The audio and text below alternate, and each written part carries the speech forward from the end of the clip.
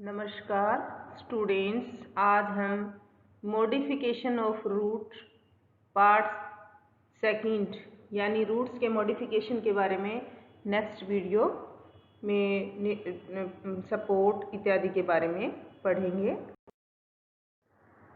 Root modified for mechanical function यानी यांत्रिक कार्यों के लिए रूट किस प्रकार से रूपांतरित होती है। निम्न प्रकार से जड़ें होती हैं, जैसे prop roots, split roots, clinging और क्लाइंबिंग रूट्स, बट्रेस रूट इत्यादि। सबसे पहले हम बात करते हैं प्रोप रूट। प्रोप रूट्स इस प्रकार की रूट्स जो होती हैं, हम जनरली किसके अंदर जो बरगद हम देखते हैं, बनियान ट्री जिसको हम बोल देते हैं, बॉटनिकल नेम है फाइकस बेंगालेंसिस, के अंदर हम ये देख सकते हैं। ये जैसे पिलर समान रूट्स आपको दिखाई देंगी और ये एडवेंटिशियस रूट्स हैं जो कि शाखाओं से उत्पन्न होती हैं और प्रारंभ में रस्सियों के समान नीचे की ओर लटकती हुई पाई जाती हैं और ये हाइग्रोस्कोपिक भी होती हैं और जब तक वायु रूप में होती हैं वातावरण से नमी अवशोषित करने का काम भी ये कर लेती हैं और नीचे की ओर वृद्धि करती हुई जड़ें अल्टीमेटली क्या हो जाती हैं, ये पहले यहाँ तक जा रही है, फिर अल्टीमेटली सोइल के अंदर ये धस जाती हैं और मोटाई में वृद्धि होती रहती है और धीरे धीरे ये ऐसे लगने लग जाती है जैसे कि एडिशनल स्टेम हो।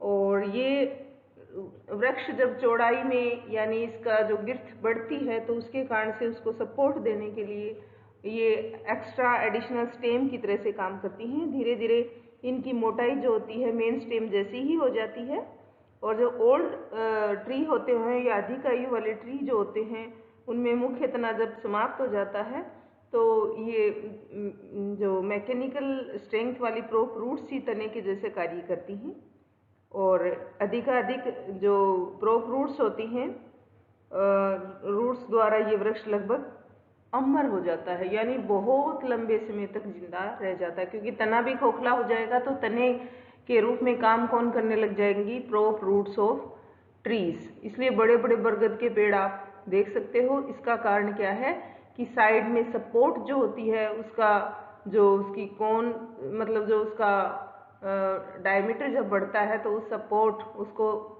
सहन करने के लिए मेन स्टेम काफ़ी नहीं होता, उसके साथ साथ क्या होती है एडिशनल रूट्स का फॉर्मेशन होता है और जो कि एडवेंटिशियस रूट्स होती हैं और जनरली धीरे धीरे साइज में बढ़ती बढ़ती अल्टीमेटली ये स्टेम के समान ही हो जाती हैं और वृक्ष, इसलिए लंबी आयु के वृक्ष जो होते हैं उनमें इनका बहुत सपोर्ट मिलता है।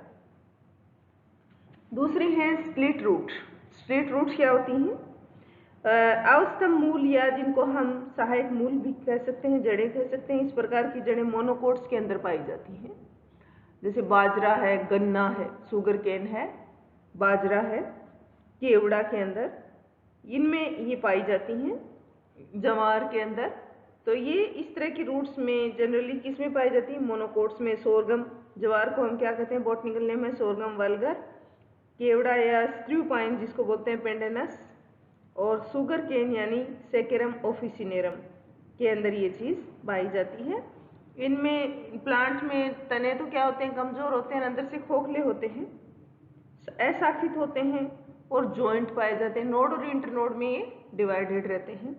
तो ऐसी स्थिति में पौधे के तने कमजोर होने के कारण से नोड से अनेक फाइब्रस एडवेंटिशियस रूट्स निकल जाती हैं। यहाँ से इसके नोड से नीचे वाले जो नोड्स होते हैं स्टेम के, वहाँ से फाइब्रस रूट्स, और ये ओब्लिकली नीचे की तरफ वृद्धि करती हुई अल्टीमेटली सोइल के अंदर धस जाती हैं और इसके कारण से तना जो होता है उस पर ऐसे लगता है जैसे रस्सियाँ, उसको सारा रस्सियों से बांध रखा हो। तो ब्रेस लाइक ऐसे रूट्स को हम बोलते हैं, ब्रेस रूट्स भी बोलते हैं। और ये स्प्लिट या ब्रेस रूट्स क्या करती हैं, एडिशनल स्टेम को गिरने से बचाती हैं। इसी प्रकार से पेंडेनस के अंदर छोटे वृक्ष छायादार दलदली स्थानों पर और जलाशय के किनारों पर पाए जाते हैं, ये केवड़ा जिसको हम बोलते हैं। और उसमें जो जड़ों के द्वारा अंकुरेज के लिए उपयुक्त परिस्थितियां नहीं होती, ऐसी स्थिति में क्योंकि वो दलदल स्थान पर पाया जाता है, आधारीय भाग से ही स्प्लिट रूट्स जो होती हैं वो सपोर्ट प्रोवाइड कर देती हैं। तो ऐसी स्थिति में क्या होगा, प्लांट गिरेगा नहीं और उसको सपोर्ट मिल जाएगी। इसी प्रकार से नेक्स्ट टाइप है क्लिंगिंग और क्लाइंबिंग रूट्स। क्लिंगिंग रूट्स और क्लाइंबिंग रूट्स क्या होती है, आरोही मूल जिसके द्वारा स्टेम ऊपर चढ़ता है। तो मुख्य रूप से जैसे प्लांट जिनके स्टेम कमजोर होते हैं, जैसे अपन बात करें पान यानी पाइपर बीटल की, पैथोस मैनी प्लांट की, इसमें एडवेंटिशियस रूट्स पाई जाती हैं जो पौधे के बेस से सपोर्ट के कारण से ऊपर वो चढ़ती हैं। इस प्रकार की जड़ों की उत्पत्ति इंटरनोड से होती है। और जैसे इंटरनोड में होगी आईवी यानी हिड्रा प्लांट के अंदर, फाइकस के अंदर। इसी प्रकार से नोड से होगी जैसे पाइपर बीटल और पैथस यानी मनी प्लांट जिसको हम बोलते हैं। और ये वृक्षों या इसके साथ प्लांट ऊपर चढ़ जाता है इन जड़ों के सहारे ही। तो ये होगी क्लिंगिंग रूट्स। यहाँ चढ़ा, फिर यहाँ से फिर चढ़ेगा, फिर यहाँ फिर से रूट्स डेवलप हो जाएंगी, फिर यहाँ चढ़ेगा, फिर ये रूट्स क्या करती हैं, इसको प्लांट को किसी सपोर्ट के ऊपर चढ़ने में मददगार होती हैं। और पान की जो रूट्स होती हैं वो चपटी डिस्क के समान होती है और एडेसिव भी होती हैं, यानी चिपक जाती हैं, एडेसिव डिस्क जैसी होती हैं। और जो तने को मजबूती से पकड़ने में महत्वपूर्ण रोल अदा करती हैं। इनका मुख्य काम चिपचिपा पदार्थ स्रावित करता है। यही नहीं, जो प्लांट पैथोस और पाइपर बीटल जो हैं ये पंजे की उंगलियों के समान होती हैं और उस आधार को क्या कर लेती हैं, पकड़ लेती हैं, उसको टाइटली उसको पकड़ के रखती हैं। तो इस प्रकार से ये क्या करते हैं, क्लाइंबिंग रूट्स या जिनको हम क्लिंगिंग रूट्स भी बोल सकते हैं, चिपकने वाली या चढ़ने वाली रूट्स जिनको हम कह सकते हैं। नेक्स्ट उसके बाद अगला type buttress roots. Buttress roots जो होती हैं वो ट्रॉपिकल एवरग्रीन फॉरेस्ट और ट्रॉपिकल डिसिडियस फॉरेस्ट के अंदर पाई जाती हैं। जैसे बड़े बड़े पेड़ होते हैं, जैसे सेमल का पेड़ होता है, बोम्बेक्स मैलाबरी का, इनमें पाई जाती हैं। इनकी ऊंचाई और फैलाई बहुत ज़्यादा होने के कारण होता है, परंतु इनकी जड़ें इतनी गहराई वाली नहीं होती। ऊंचाई बहुत ज़्यादा हो जाती है लेकिन जड़ें कम गहरी होती हैं। तो इतने बड़े वृक्षों को आसानी से संभाल नहीं पाती, इसलिए इनमें बट्रेसेस रूट डेवलप हो जाती हैं। इसलिए ऐसे वृक्षों में केवल उथली जड़ें ही पाई जाती हैं। कभी भी तेज आंधी के कारण से पेड़ नष्ट हो सकते हैं। अतः खतरे को टालने के लिए इन प्लांट्स में तने के निचले हिस्सों से ही तख्ते के समान मोटी मोटी जड़ें, जैसे तख्ता जो होता है ना, तख्ते जिनको काम में लेते हैं, उनके जैसी बड़ी बड़ी जड़ें उनसे डेवलप हो जाती हैं और ये विशालकाय वृक्ष को जमीन में इसके साथ ही ये टिकाए रखती हैं। इसलिए ऐसे जड़ों को हम कहते हैं प्लांट बट्रेसेस या बट्रेस रूट्स। यानी बड़े जो पेड़ होंगे उनमें रूट ज़्यादा गहरी नहीं होती, तो ऐसी स्थिति में हवा से उसको गिरने से बचाने के लिए इनके रूट के ही लोअर पोर्शन से, तने के निचले हिस्से से ही, यानी चौड़ी चौड़ी रूट्स डेवलप हो जाती हैं जो कि मजबूती प्रोवाइड करती हैं और तख्ते जैसी लकड़ी जो होती हार्ड, जिसको हम फर्नीचर वगैरह में काम में लेते हैं, वैसी स्ट्रक्चर की रूट्स डेवलप हो जाती हैं। इनको हम बोलते हैं बट्रेसेस रूट्स, जो कि प्लांट को क्या कर रही है, सपोर्ट प्रोवाइड कर रही है। इसी प्रकार से हम इसके अलावा क्या देख सकते हैं, एरियल और एपिफाइटिक रूट ऑफ वांडा की एपिफाइटिक रूट। यहाँ पर एरियल रूट में हम क्या देख रहे हैं कि इसके अंदर मुख्य रूप से जो वांडा है, या जिसको हम कह सकते हैं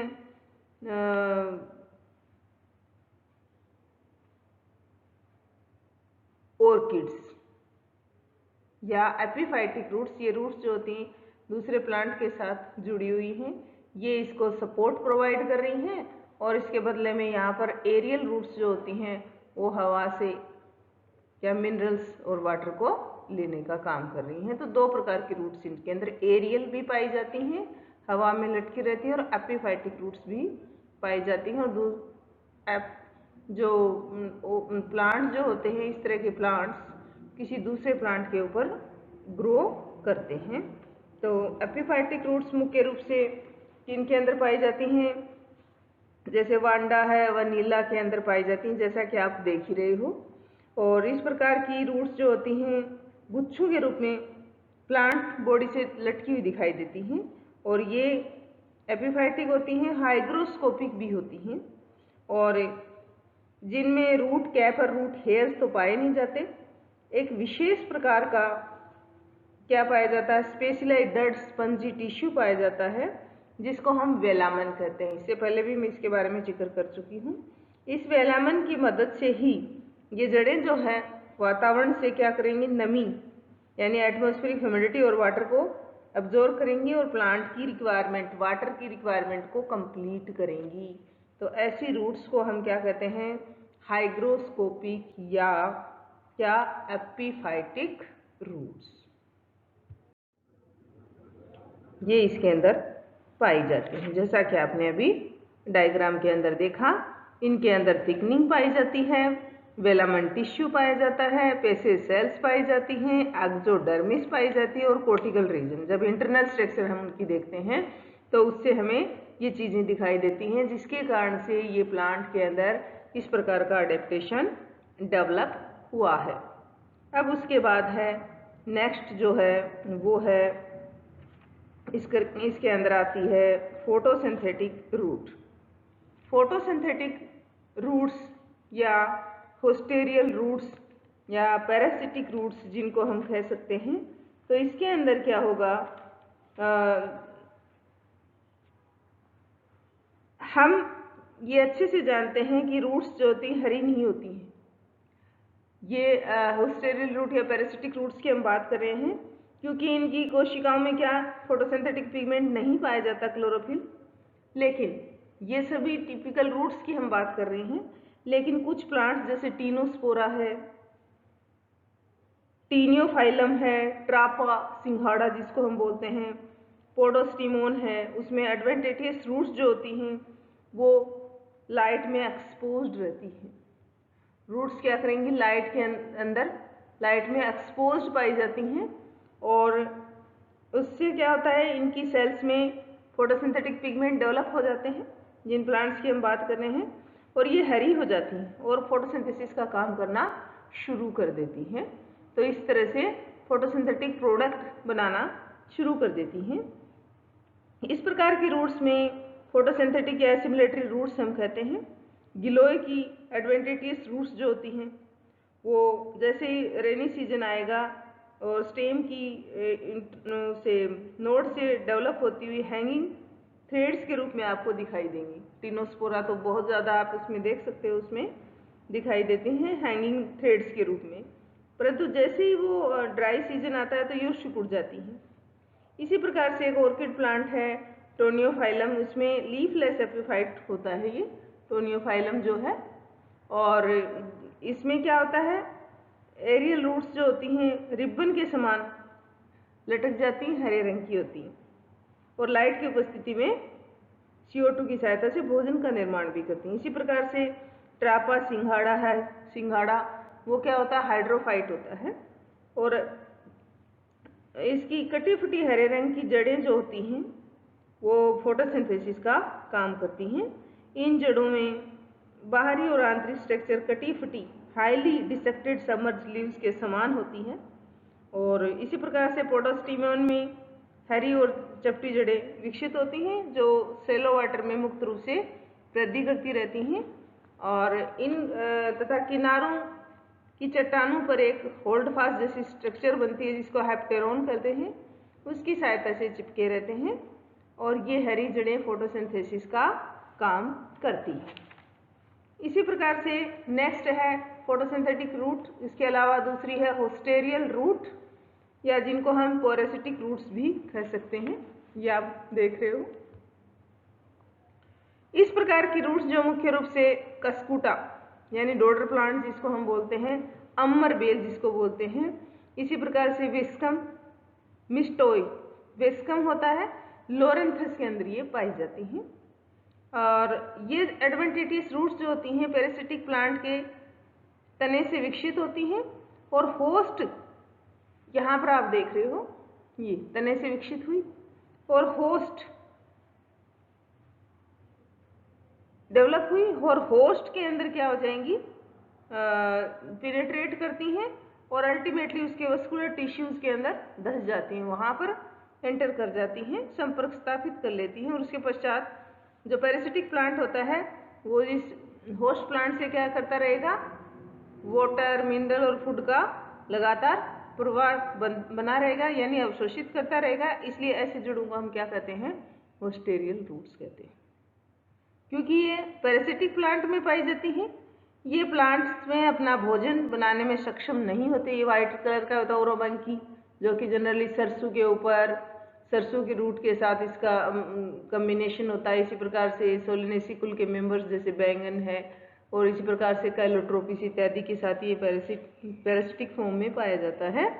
और इसी प्रकार से हम इनमें हिस्टेरिया डेवलप होगी, जिसके कारण से फूड लेते रहेंगे।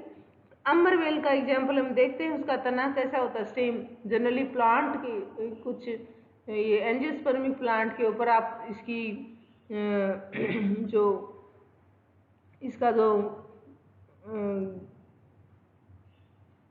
गुबंद होता है यानी डोम होता है, उसके ऊपर आप पीले कलर की मतलब धागे जैसी स्ट्रक्चर से लिपटा दिखाई देता है, वो कस्कुटा ही होता है, और इस पर स्केल लीव्स उत्पन्न होती हैं। ये टोटल पैरासिटिक प्लांट होता है, और ये जैसे किसके ऊपर पाया जाता है, शीशम के ऊपर, डलबर्जिया शिशु, अकेशिया, फिर जीजीबस झाड़ी के ऊपर पाया जाता है, क्लोरोडेंड्रम के अंदर यानी अरणी के ऊपर पाया जाता है, पीली नायलॉन की डोरियों के समान लटकता हुआ पाया जाता है।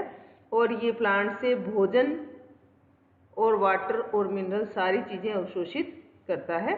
इसके अलावा अभी मैंने बात की विस्कम। विस्कम जो होता है वो एक पार्शियल पैरासिटिक प्लांट है, और जिसकी हरी पत्तियां होती हैं, और ये प्रकाश संश्लेषण में तो सक्षम होता है, परंतु जल और खनिज लवणों का अवशोषण अपने होस्ट से करता है। तो इस तरह से ये हो गया, पैरासिटिक प्लांट हो गए दोनों। यहाँ हम जिनकी बात की तो इसमें हिस्टेरिया डेवलप हो जाते हैं, और ये हिस्टेरिया रूट लाइक स्ट्रक्चर जो प्लांट के साथ, होस्ट प्लांट के साथ कम्बिनेशन कर लेती है और वाटर और मिनरल अवशोषित कर लेती है।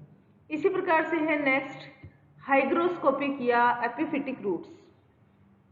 यानी हाइग्रोस्कोपिक रूट्स कौन सी होंगी, वो रूट्स जो इन्वायरमेंट की नमी से ही प्लांट के वाटर रिक्वायरमेंट को पूरा करती हैं, वो कहलाती हैं कौन सी, एपिफाइटिक रूट्स या हाइग्रोस्कोपिक रूट्स। ये वंडा वनीला का एग्जाम्पल हमने अभी इससे पहले भी देखा, और इसमें एपिफिटिक रूट अमोर्फोफेलस के अंदर भी पाई जाती हैं, और ये प्लांट की वाटर रिक्वायरमेंट को कंप्लीट करती हैं।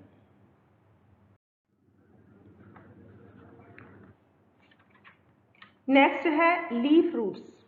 ये आप डायग्राम आप देख सकते हो, ब्रायोफिलम, ब्रायोफिलम की लीफ आपको दिखाई दे रही है डायग्राम के अंदर। कुछ प्लांट्स जैसे ब्रायोफिलम है, बेगोनिया है, उनकी लीफ के मार्जिन से ही, यानी लीफ की जो मार्जिन है और मार्जिन में बड डेवलप हो जाती हैं। यहाँ पर बड, जैसे लीफ की मार्जिन है, यहाँ बड डेवलप हुई है, और ये बड इससे धीरे धीरे क्या छोटी छोटी रूट्स का डेवलपमेंट हो जाता है, जिनको हम लीफ रूट बोलते हैं। यानी बड डेवलप हुई और बड से ऊपर की तरफ ये लीफ लाइक स्ट्रक्चर और नीचे की तरफ रूट्स का डेवलपमेंट हो जाता है, इनको हम बोलते हैं लीफ रूट्स। इन जड़ों के साथ ही इस प्रकार की छोटी बड एक ब्रायोफिलम प्लांट पूरे प्लांट को विकास करने में सक्षम होती है, इसलिए ये वेजिटेटिव रिप्रोडक्शन भी होता है। ये आप इसमें देख सकते हैं ब्रायोफिलम के अंदर। इसी प्रकार से है रूट फ्लोट्स और फ्लोटिंग रूट्स। रूट्स क्या होते हैं, फ्लोटिंग में ही हेल्पफुल होती हैं। जैसे कुछ प्लांट हैं, जैसे जूशिया है, जूशिया प्लांट के अंदर में तने की जो नोड होती है उससे क्या डेवलप हो जाती है, रंगहीन या सफ़ेद फूली हुई, और ये देखो रंगहीन सफ़ेद फूली हुई स्ट्रक्चर्स डेवलप हो जाती हैं, और ये फ्लोटिंग रूट्स होती हैं। और फ्लोटिंग रूट्स में क्या पाया जाता है? एरेनकाइमा पाया जाता है, यानी air spaces in cortical region. और इनकी एयर कैविटीज़ में हवा की उपस्थिति होगी, जिसके कारण से फूली हुई रहती हैं।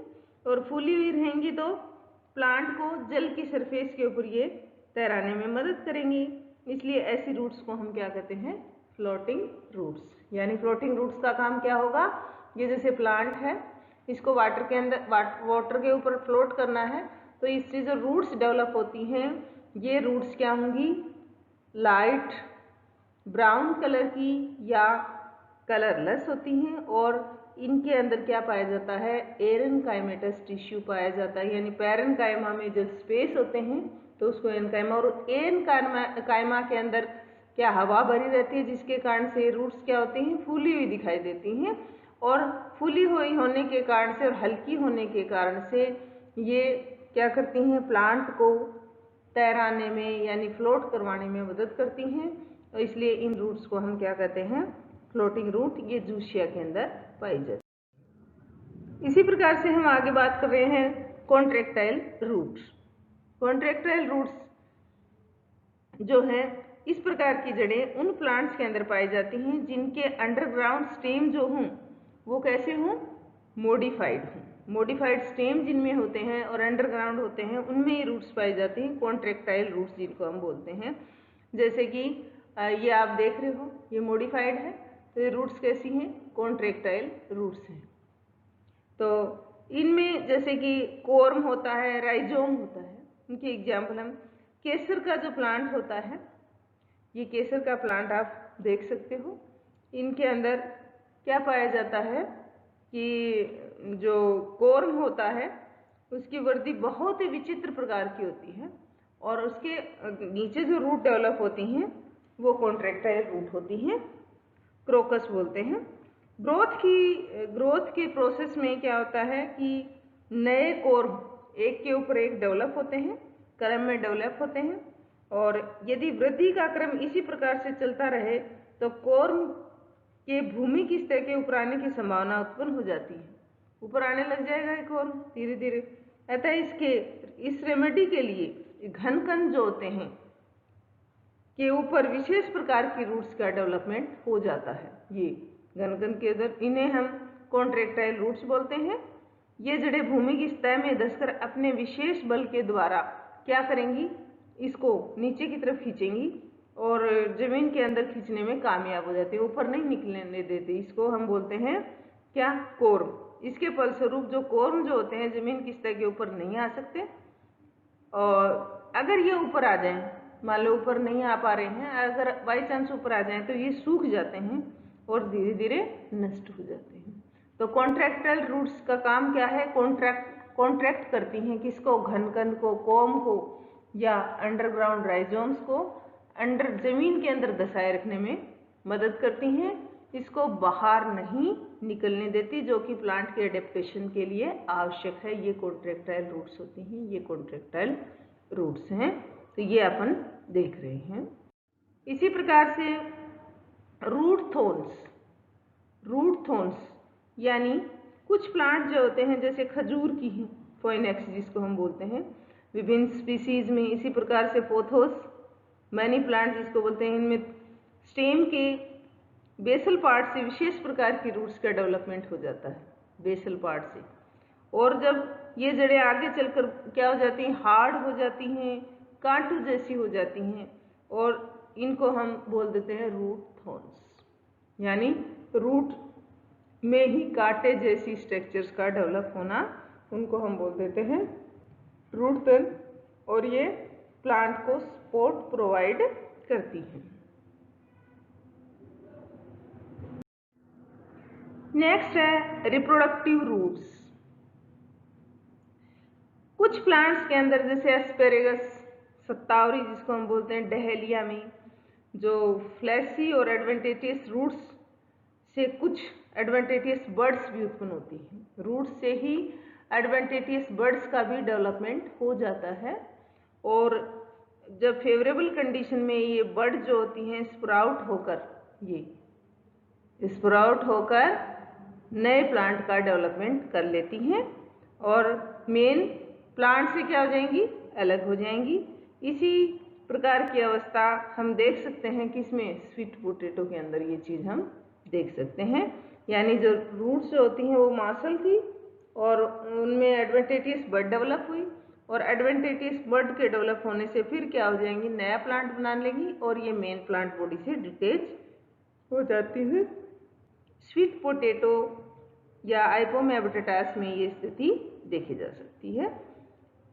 इस प्रकार से इन बातों के आधार पर हम ये कह सकते हैं कि वस्कुलर प्लांट में, विशेष रूप से एंजियोस्पर्म प्लांट में रूट जो होती हैं प्राइमरी फंक्शन के साथ साथ मेन फंक्शन के साथ साथ, यानी मेन फंक्शन क्या है, वाटर एंड मिनरल का अवशोषण, पौधे के इसके साथ साथ ही पौधे को जमीन में फिक्स करने का, सोइल इरोजन को रोकने का और अन्य बहुत सारे, जैसा कि हमने फंक्शंस अभी पढ़े, बहुत सारे फंक्शंस परफॉर्म करती हैं। तो ये इनके विशेष कैरेक्टर्स हैं। इसी प्रकार से जब रूट्स मॉडिफाई हो जाती हैं तो उनका मुख्य काम, विशिष्ट रूपांतरण के कारण से उनके मेन काम क्या हो जाती हैं। जैसे फॉर एग्जांपल हम गाजर की बात करते हैं, मूली की, सलगम की शकरकंद है, तो इनमें इन प्लांट्स के अंदर क्या कर रही हैं, रूट फूड को स्टोर कर रही हैं, कार्बोहाइड्रेट, प्रोटीन, फैट को स्टोर करने का काम कर रही हैं। इसी प्रकार से हम बात करें प्रोप रूट्स की या स्प्लिट रूट की या प्लांट बट्रेसेस के द्वारा, इनमें क्या होती हैं, रूट्स मुख्य रूप से एडिशनल सपोर्ट प्रोवाइड कर रही हैं। इसी प्रकार से जैसे रूट्स जो कि क्लिंगिंग का काम करती हैं, तो क्लिंगिंग के माध्यम से ही, क्लिंगिंग रूट्स के माध्यम से ही प्लांट जो होते हैं, कमजोर वीक स्टेम वाले प्लांट जो होते हैं, वो किसी भी दूसरी सपोर्ट के ऊपर, किसी भी दूसरी सपोर्ट के साथ ऊपर चढ़ने के लिए इन क्लिंगिंग रूट्स की ही मदद लेते हैं, क्लिंगिंग या क्लाइंबिंग रूट्स की ही हेल्प लेते हैं। इसी प्रकार से पैरासिटिक प्लांट्स जो होते हैं उनमें विस्टेरिया का डेवलपमेंट किसके द्वारा, रूट्स के द्वारा होता है और वो अपने होस्ट प्लांट से क्या, फूड और वाटर का अवशोषण करते रहते हैं। इसी प्रकार से एपिफिटिक प्लांट्स या हाइग्रोस्कोपिक रूट्स जो होती हैं एपीफाइट्स के अंदर, ऐसे प्लांट्स जो किसी दूसरे प्लांट के ऊपर ग्रो करते हैं एपिफिटिक प्लांट कहलाते हैं, जो जनरली ऑर्किड्स होते हैं। तो यहाँ पर रूट्स क्या कर रही हैं, इन्वायरमेंट की नमी का अवशोषण कर रही हैं, जलवाष्प का अवशोषण कर रही हैं और उसी के साथ साथ ही प्लांट को किसी दूसरे प्लांट के साथ क्या, जोड़े रखने का काम भी करती हैं। तो सपोर्टिंग रूट्स भी होती हैं और हाइग्रोस्कोपिक रूट्स भी होती हैं। इसी प्रकार से रूट नोड्यूल्स जो होती हैं वो भी एडिशनल है रूट का काम, वो बैक्टीरिया के साथ सिम्बायोटिक एसोसिएशन करती हैं और जिसके कारण से इन्वायरमेंट में बहुत ज़्यादा मात्रा में जो नाइट्रोजन पाई जाती है, डाई नाइट्रोजन, उसको तोड़ने का काम वो बैक्टीरिया उस प्लांट के लिए करते हैं। तो ऐसी स्थिति में एडिशनल काम क्या हो गया, प्लांट को नाइट्रोजन प्रोवाइड करने का काम भी किसका है, रूट नोड्यूल्स का है। इसी प्रकार से जो फ्लोटिंग रूट्स होती हैं जैसे हाइड्रोफाइट्स के अंदर होती हैं, तो हाइड्रोफाइट्स को वाटर की सरफेस के ऊपर बायंसी के द्वारा बायंसी प्रोवाइड करते हैं, क्योंकि उन रूट्स में क्या पाए जाते हैं, एयर स्पेसेस पाए जाते हैं और एयर भर रहती है, जिसके कारण से वो प्लांट इजीली फ्लोट करते रहते हैं, वाटर के अंदर डूबते नहीं हैं। बायंसी प्रोवाइड करने का काम भी रूट्स का होता है। इसी प्रकार से रेस्पिरेटरी रूट्स जो होती हैं वो मैंग्रोव प्लांट के अंदर जो पाई जाती है, मुख्य रूप से मार्शी एरियाज के अंदर जो प्लांट होते हैं वहाँ पर पाई जाती हैं, क्योंकि वहाँ पर वाटर लॉक्ड कंडीशन होती है। ऐसी स्थिति में जो उनकी मेन रूट होती है वो रेस्पिरेशन नहीं कर पाती, क्योंकि वहाँ एयर स्पेस नहीं होते, वाटर लॉक्ड कंडीशन की वजह से उन रूट्स से ही क्या, रेस्पिरेटरी रूट्स या जिसको हम बोलते हैं न्यूमेटोफोर्स का डेवलपमेंट होता है और उन न्यूमेटोफोर्स के ऊपर पाए जाते हैं न्यूमेटोथोर्स या लेंटिसेल्स, और जिनके द्वारा वो प्लांट क्या करते हैं, रूट रेस्पिरेशन का काम उन हाइड्रोथोड्स के द्वारा ही कर पाते हैं। तो रेस्पिरेशन का काम भी रूट्स का होता है। इसी प्रकार से लीफ रूट्स का डेवलपमेंट होना, जैसे ब्रायोफिलम की हम बात करते हैं, इसी प्रकार से ट्यूबरस रूट्स का डेवलपमेंट होना, ये वेजिटेटिव प्रोपोगेशन का ही एक विशेष मेथड है। यानी लीफ जो है वो वेजिटेटिव प्रोपोगेशन का मीन्स भी होती हैं, जैसे कि हम बेगोनिया के अंदर हम देख सकते हैं, ब्रायोफिलम प्लांट के अंदर हम देख सकते हैं, इसी तरह से कोचिया के अंदर हम देख सकते हैं। इस प्रकार से बेसिक और फंडामेंटल स्ट्रक्चर है रूट, और ये प्लांट के लाइफ साइकिल को बहुत ज़्यादा प्रभावित करती है। तो इस प्रकार से हमने रूट्स के एडिशनल फंक्शंस यानी मॉडिफिकेशन होने के बाद जो रूट कार्य करती है उनके बारे में विस्तार से पढ़ा। Thank you students.